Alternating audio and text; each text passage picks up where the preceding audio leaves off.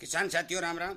आशा और उम्मीद करता हूं कि आप सब ठीक ठाक होंगे। साथियों, आज मैं आपको बताने जा रहा हूं कि सरसों की जो बिजाई किसान 1 महीने के बाद करने जा रहा है, उस बिजाई के अंदर किसान को कौन सी खाद का प्रयोग करना चाहिए ताकि किसान का पैसा भी कम लगे, रिजल्ट भी बढ़िया मिले और उत्पादन भी अच्छा मिले।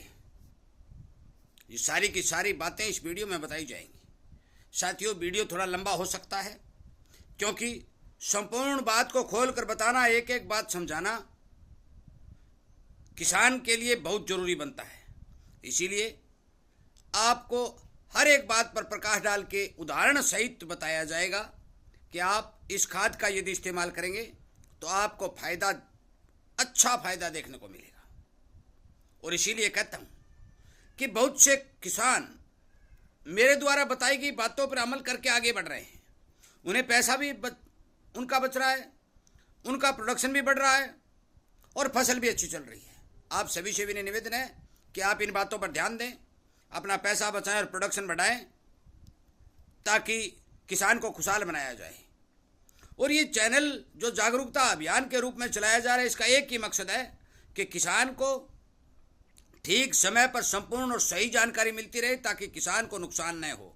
और इसीलिए आपसे कहा जाता है कि आप प्रत्येक फसल की रोग, बीमारी, भाव आदि की एक एक बात की बारीकी से आपको पता चलता रहे तो आप इस चैनल को सब्सक्राइब कर लें, शेयर किसानों तक जरूर करें।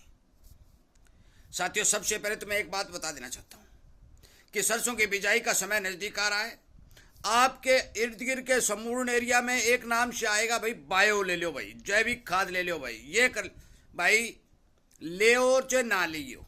मैं आपको स्पष्ट तौर पर बता दूं कि बायो और जो जैविक को किसी भी प्रकार का खाद जो मौके के हम अंदर जो जमीन से हम प्रोडक्शन ले रहे हैं, जो जमीन से हम पोषक तत्वों की निकासी फसल के उत्पादन के रूप में निकाल रहे हैं, उसकी पूर्ति नहीं कर सकता। यह बात एक तो नोट कर लो।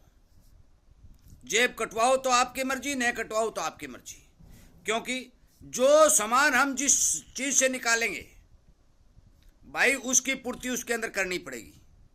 यदि आप पूर्ति करेंगे तो आपकी फसल अच्छी होगी और आपकी पैदावार भी बढ़ेगी। क्योंकि यदि आप 1 एकड़ से, नोट करो, 1 एकड़ से यदि 20 मन 8 कुंटल सरसों निकाल लेते हैं तो 8 कुंटल सरसों के जो तेल जो निकलेगा, उस तेल के अंदर लगभग 20-22 किलो सल्फर जमीन से निकल जाएगी। और आज तक भारत के अंदर ऐसी कोई भी जैविक खाद नहीं बनी है कि वो 22 किलो सल्फर की पूर्ति कर दे। 50 किलो कुंटल सामान डालने से भाई पोषक तत्वों की पूर्ति नहीं होती। इस बारे ध्यान रखना जरूरी है। फिर आप कहोगे कि चैनल का नाम जैविक खेती की जानकारी, हाँ है। यह इसलिए है साथियों, बिना जीवों के कोई खेती नहीं होती। खेती जो भी होती है वो जैविक ही होती है। हाँ, खाद रासायनिक हो सकती है, जैविक हो सकती है, परंतु खेती जैविक होती है क्योंकि बिना जीवों के जमीन की उपजाऊ शक्ति नहीं बढ़ती। कोई भी खाद आप डाल लेना, जब तक जमीन के अंदर जीवाणु मौजूद नहीं है उस खाद का रिजल्ट पौधे को नहीं मिलेगा। और एक मुट्ठी मिट्टी के अंदर अरबों खरबों बैक्टीरिया होते हैं, ये बात आपको समझनी पड़ेगी। एक बात और बता दूं, आपके घर की जो चूल्हे की राख है, उस चूल्हे की राख में कोई बैक्टीरिया नहीं होता। और यदि आप उसमें बैक्टीरिया छोड़ भी दोगे तो वो मर जाएगा, क्योंकि वो इतनी मुहिम होती है कि वो उसकी आंखों में घुस जाती है और वो मर जाता है। उसके पेट में जाएगी तो वो पचती नहीं। तो भाई राख के अंदर कोई पौधा नहीं उग सकता। आप ढेर कर लेना और बीज उगा देना, नहीं उगेगा। इसलिए ये बात भी ध्यान रखने वाली बात है कि इस भ्रमित अड़ंगे से बच जाओ।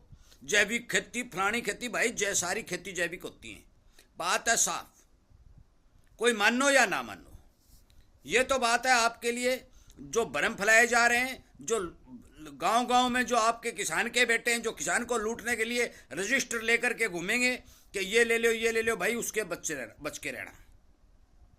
एक बात और बताऊं कि जब आप सरसों की बिजाई करोगे, सरसों की बिजाई करने के तुरंत बाद जब इतना बड़ा पौधा हो जाएगा तो होगा क्या कि जमीन के साथ से सरसों के पौधे का थोड़ा सा सफेद सफेद कट लग जाएगा और वो खराब होनी शुरू हो जाएगी। फिर किसान क्या करेगा, अनेक तरह की स्प्रे डालेगा उसमें परंतु वो कट ठीक नहीं होगा और वो पौधा डैमेज होगा, कमज़ोर होगा और वो आखिरी जाके ख़त्म हो जाएगा। वो इसका मतलब यह है कि उगती हुई सरसों के ऊपर भी अपना फंगस अटैक करेगा और वो फंगस के अटैक से वो पौधे का तना प्रभावित हो जाएगा। प्रभावित हो जाएगा तो आपको नुकसान होगा। इसका भी इलाज इस वीडियो में बताने जा रहा हूँ। कुछ किसान भाई यदि याद नहीं रहता है तो भैया लिख लेना, और लिख करके यदि आप इन चीज़ों का इस्तेमाल करेंगे तो आपको ना ही तो ये पौधे खत्म होने वाला रोग आएगा और ना ही आपकी फसल कमज़ोर होगी। साथियों, सरसों का जो तेल होता है उसके अंदर दो चीज़ें मेन होती हैं। कौन सी? एक होती है कैल्शियम, एक होती है सल्फर। इन दोनों ही चीज़ों की पूर्ति करना खेत के लिए अति आवश्यक है। फिर नंबर आता है फास्फोरस का। भी फास्फोरस जड़ को बढ़ाने के लिए जरूरी होती है। और फिर नंबर आता है पोटाश का। पोटाश दाना बड़ा करने और दाने में चमक लाने के काम में आती है। और नाइट्रोजन जो हम डालते हैं उसका काम होता है कि वो पौधे की ग्रोथ को बढ़ाती है। एक बात ध्यान रख लो, कभी जो भी किसान साथी कंबाइन से मूंग, मोट, ग्वार, जो भी नरमा, जो भी कंबाइन से कटवाता है, निकालता है, जमीन में कचरा रलाता है, भाई उस किसान को चाहे सरसों बो और चाहे वो गेहूं बो, 20 किलो यूरिया प्रति एकड़ के हिसाब से डालनी अति आवश्यक है। क्यों डालनी आवश्यक है? क्योंकि जो कचरा आपने जमीन में रलाया, वो कचरा जब गलने की प्रक्रिया शुरू करता है तो वो जमीन से नाइट्रोजन खींचता है। जब कचरा जमीन से नाइट्रोजन खींच लेता है तो आप जो बीज बो रहे हो उस बीज को नाइट्रोजन की कमी महसूस होती है, और उस कमी को पूर्ति करने के लिए आपको 20 किलो प्रति एकड़ के हिसाब से तो मान के चलो कि नाइट्रोजन डालना ही डालना है। 101% ये नोट कर लो। दूसरी बात, जो सल्फर की मैं जो बात कह रहा हूं, और जो मैं तना, जो जमीन के साथ से तना खत्म होने की जो बात कह रहा हूं, उसकी रोकथाम के लिए आपको 3 किलो 80% वाली सल्फर इस यूरिया में मिक्स करके जमीन में डालना है। वो काम क्या करेगी?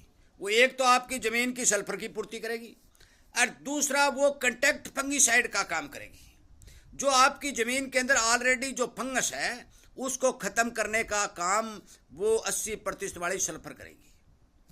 इस मिश्रण को यूरिया और 3 किलो वो सल्फर की थैली उसको मिक्स करके खेत में छिड़क दो, उसके बाद में बुआई कर दो। ये तो होगी जरूरी बात। अब हम बात करने जा रहे हैं कि डीएपी डालें या एसएसपी डालें। भाई एसएसपी डाल लो अच्छा डीएपी डाल लो, फायदा एसएसपी से निकलता है। क्यों निकलता है? कुछ किसान भाई आधा बैग डीएपी डालते हैं। भाई डीएपी में तो एक केवल और केवल फास्फोरस ज्यादा होता है, नाइट्रोजन 18% होता है। आपका सल्फर, कैल्शियम ये सामान डीएपी में नहीं होता। इसलिए जो भी किसान सरसों की बुआई करना चाहते हैं वो किसान एसएसपी का प्रयोग करें। 2 बैग प्रति एकड़ का करें, 2 बैग प्रति एकड़। हेक्टेयर में आप अनुपात लगा लेना जितना हेक्टेयर बनता है, क्योंकि हेक्टेयर में तो लगभग वो 4-2.5 गुना बनता है। सीधा बात है, क्योंकि 2.5 एकड़ होते हैं 1 हेक्टेयर के अंदर। 4 और 5 बैग बन जाएंगे 1 हेक्टेयर के। इससे आपको फायदा क्या होगा? इससे फायदा होगा आपको कैल्शियम मिलेगा, सल्फर मिलेगा और फास्फोरस मिलेगा। जो डीएपी में है ना वो मिलेगा, एसएसपी में वो फास्फोरस मिलेगा। अच्छा, अब डीएपी की बात आती है कि हम डीएपी कितनी डालें। साथियों, मेरे हिसाब से खर्च बढ़ाने की जरूरत नहीं है। 5-7 किलो प्रति एकड़ या 10-12 किलो प्रति हेक्टेयर के हिसाब से डीएपी को बीज के अंदर मिश्रण कर ले। क्योंकि यदि 5-6 किलो डीएपी और 1 किलो सरसों का बीज आप मिश्रण करेंगे तो आराम से उस बीज का उगाव बढ़िया बन जाएगा।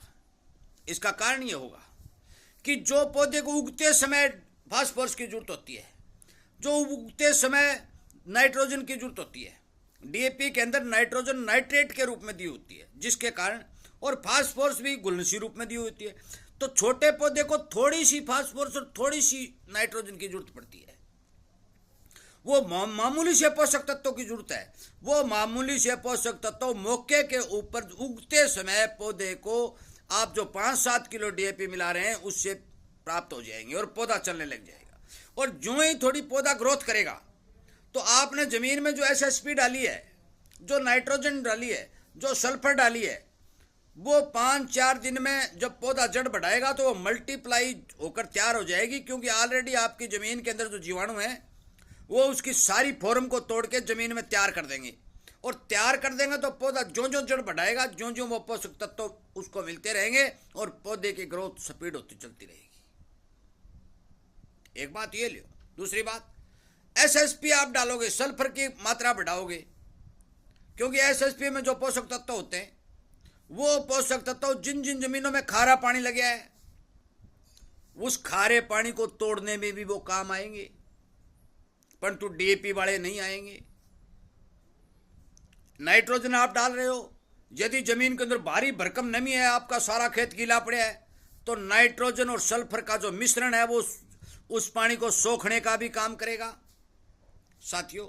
इसलिए नोट कर लो, 20 kilo urea, 3 kilo sulphur, 2 bag DAP super के और 5-4-7 किलो डीएपी प्रति एकड़ का हिसाब लगा करके आप बिजाई कर दो। और 1 किलो शीर्षमगा बीज, यदि इस हिसाब से आप अपने खेत में बिजाई करोगे तो पौधों की संख्या भी पूरी होगी, आपकी आमदनी भी बढ़ेगी, आपकी जमीन की उपजाऊ शक्ति भी बढ़ेगी, और जो सामान आपने जमीन से पिछली फसलों में खींच लिया उन पोषक तत्वों की जमीन में पूर्ति भी होगी। ये बात आप विश्वास के साथ नोट कर लो साथियों। मैं इसीलिए कहता हूं, कोई डॉक्टर ऐसा इस तरह से समझा कर एक एक बात बारीकी से नहीं बताएगा, परंतु ये जागरूकता अभियान है, किसान के लिए बनाया गया है। और इसीलिए आपसे कहा जाता है कि आप अनेक किसानों को इस बारे बताने की कृपा करें कि कौन कौन सी खाद किस काम आती है, कौन कौन सी खाद जो पैसे लग जाते हैं रिजल्ट नहीं आता है।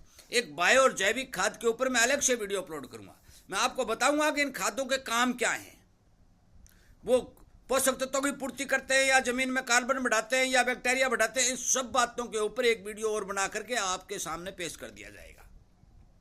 और यह भी मैं एक वीडियो उसमें बता दिया जाएगा कि आप इन खादों की बजाय आपके घर का सामान 5-7 रुपए का यूज करोगे तो उस जैविक खाद के बराबर का रिजल्ट आपको मिल जाएगा। साथियों, वीडियो सुनने के लिए, लाइक और शेयर करने के लिए, इन्हीं बातों की जानकारी प्राप्त करने हेतु इस चैनल के साथ जुड़ने के लिए मैं आप सबका धन्यवाद करता हुआ इस वीडियो को विराम करता हूँ। और उम्मीद करता हूँ कि आप मेरे द्वारा दी गई जानकारी अनेक किसानों तक पहुँचाएंगे, उन्हें जागरूक और सावधान करने का काम करेंगे। जय हिंद।